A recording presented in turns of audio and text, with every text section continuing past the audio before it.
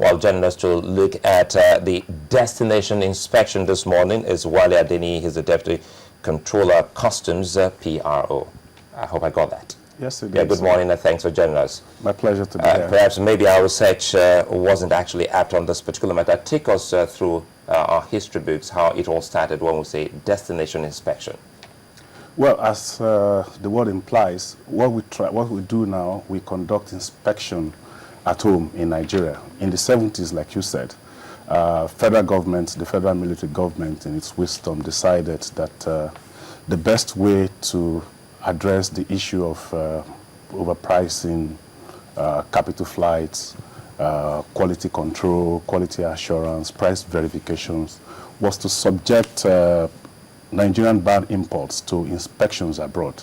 And companies were appointed to do that. Some companies were appointed to conduct this kind of inspections abroad. And they were doing it on contract. And over the time, they were asked to build the infrastructure that they would require, that would be required to do this. And several contract extensions, along the line. And now we have come to a stage when federal government has said enough is enough. We have enough capacity in Nigeria within the customs and within the stakeholders to do this inspection at home. And this is what we are doing now. This is why we now call it destination inspection. Well, I know we've always seen some other issues that also are we decided to also say we'll try and tie it to security, because we've seen how sometimes right here on Channel Television our cameras have actually seen some of these goods who come in and how some arms and dangerous weapons have been concealed, and some say it is because sometimes these are actually done outside the shores of the country. But President Obasanjo actually started off this whole process. I remember in his administration talking about changing the way we've always checked some of these goods. Yeah, it started then, and the role of customs, the functions of customs has evolved over time. Back then in the 70s and 80s, we were talking principally about customs generating revenue for the country.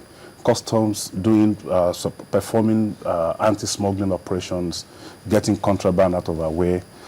In the last few years, the role of customs has gone through some changes. There have been more challenges. There have been more functions. The dynamics of, situations in the international system has changed so much so that we now have other issues related to border security. We all remember the unfortunate incidents of 9/11. That has completely changed the dynamics. So we now have to add security to it. And while we're doing this security, we have to put in mind the fact that we need to facilitate trade. So why try to guarantee that the bad guys do not come in? We also must ensure that the good ones, who are doing legitimate trade, must have their process facilitated. How do you mean facilitate trade? Because sometimes, a lot of businesses, importers specifically, and even those who are in other business trying to bring in, for instance, equipment to aid their business, you say facilitate trade or business. How does that translate into making good business for these people? Now, if you look at the whole gamut of international trade, time is of essence. You want quick service. You want to have it in good time. You want very simple procedure, and you want to do it in such a way that it will ensure quick turnover. This is the only way in which you can stay in business and guarantee profits. So we facilitate trade if we are able to do all of this to ensure that you have a container of goods and it doesn't take you weeks before you clear it. But then, as we are trying to get it cleared out of the ports in good time, we also want to ensure that you do not have things that would jeopardize national security, that would jeopardize public health, or that would contravene certain laws, certain prohibitions, certain restrictions. So it's a delicate balance that customs has to deploy all it has, all its tools, all its processes, to ensure that on one side we do it in such a quick, fast and convenient way, and on the other side we ensure that things that could create disruption of public peace and disorders are not brought into the country. Into the country. Now, you talked about, I know that this is definitely added responsibility to the Nigeria Customs, and you're saying that the Customs is, has been framed or primed to handle these responsibilities. Now, someone asked, though, what is to obtain? You mentioned the process of people taking their cargoes to other countries. Is it other countries now? Now, where they were inspected before they were brought into Nigeria. Was that the process that was obtainable? It was inspected at source. For example, if you are bringing in a container of cosmetics from China under pre-shipment, federal government has appointed some company. Then they would subject this to some kind of inspection abroad, and then they will advise customs. The price given by this importer is correct. The quality is correct. It does not offend any of our laws. And then they will issue a document to customs that this is good to go. And they were contracted to do that. And during the period when they were doing it, the contract says, build the capacity of customs so that at a given point in time, customs will have the ability and will have the infrastructure in the country to be able to do this in Nigeria and by Nigerians. So this was the crux of the matter. But over the years, they have come, they have done this, and they have not put enough infrastructure on ground. We've not had enough customs officers trained. So over the years, this has been used as ready excuse that, well, we have done what you have asked us to do, but unfortunately, we can't go now because customs lacks the capacity to do it. But with the last contract, there were lots of efforts now put in to ensure that the capacity to do it is available within the customs.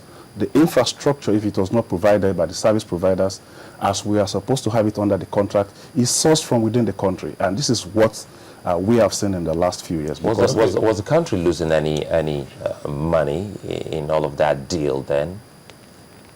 I would say yes. In terms of Naira and Kobo, I would say yes, we are losing a lot. First, a lot of foreign exchange, is leaving Nigeria because these are mostly foreign companies. They just set up small shops in Nigeria, and 1% of the FOB value of everything imported into Nigeria, and of course this will be running into billions, is paid as service charge to these companies. But on top of that, we have also discovered that when they finish their inspection and they issue their risk assessment reports, when customs subjects this to further scrutiny, we have discovered further underpayment. So we've discovered that, for example, in 2013 alone, when we subjected some of their documents to verifications, we were able to generate a further 27 billion naira just from January to November. So if they had gone, if it has just been service providers that had done those verifications, we will have lost, that will have been money down the drain. So the issue is, if we are looking at revenue generation, if we are looking at protecting our borders, if we are looking at trade facilitation, what federal government, the message federal government has sent is that nobody can like Nigeria more than Nigerians. And we have Nigerians in customs. We have Nigerians as stakeholders. We have Nigerians as importers. We have Nigerians as, terminal operators. So the challenge that the federal government has given to us is that you can run this process and we can get better benefits to the advantage of Nigerian economy.